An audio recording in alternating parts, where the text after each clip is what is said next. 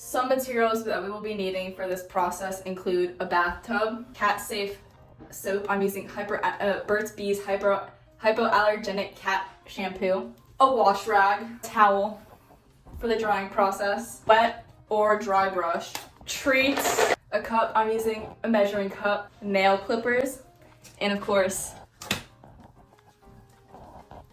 the cat. First steps first is determining what type of grooming your cat needs, and that could be either if your cat has any mats or any fleas, but my cat doesn't have these problems because I groom him regularly. So the first part to the grooming process is nails. You don't want your cat to be able to at least scratch you more than they would, especially if they're not used to the bath process. They could be uncomfortable in the bath and resort to attacking you. Some cats don't like the nails process. I know Chow doesn't. So I will give him some treats. Tip to getting in between each nail is you can lightly press on the top and in between, and then you'll see his toes separate and his nails extend out. So moving on to the bath portion, you're gonna want to start your bath either with the cat not in the room, so that way the loud sounds don't bother him. My cat likes water, so that doesn't bother him. So what we need first is to get our cat shampoo. I'm using the Burt's Bees. I need a cup, the wash rag, and treats will also help in this process.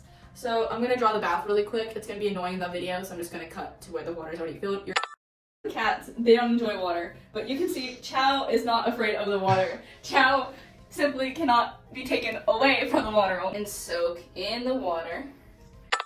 And we're gonna first take our wet rag, get some water on it, and we're gonna gently go over his face.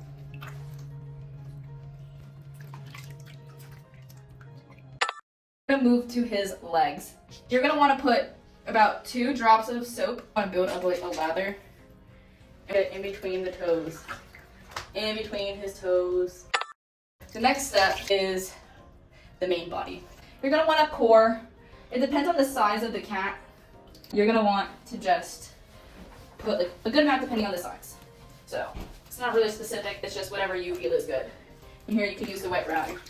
And you're just gonna give a little scrub all over his back and on their tail. You're gonna wanna get on their belly. You don't want the water to be so hot that it boils them, but clearly, because half their body is out of the water, they're gonna be kind of uncomfortable, which is why they're gonna want to try to get out.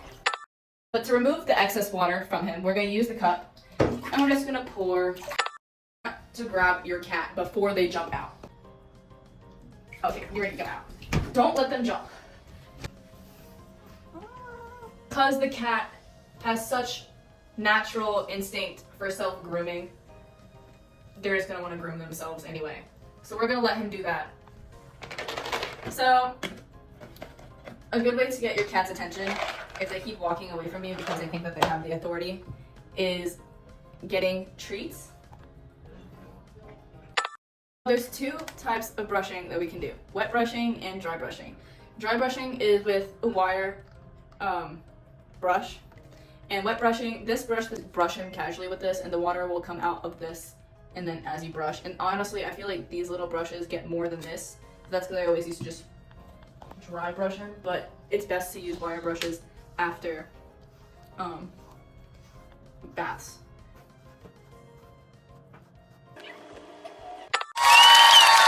It's really important to know how to groom your cat because it is not only beneficial to your cat's health and well-being, but it's also beneficial to you because your cat, you are able to bond with your cat. You're able to know and recognize their patterns and what they're comfortable with and breaking out of uncomfortable zones that they may have. Thank you, and have a terrific, cat-rific day.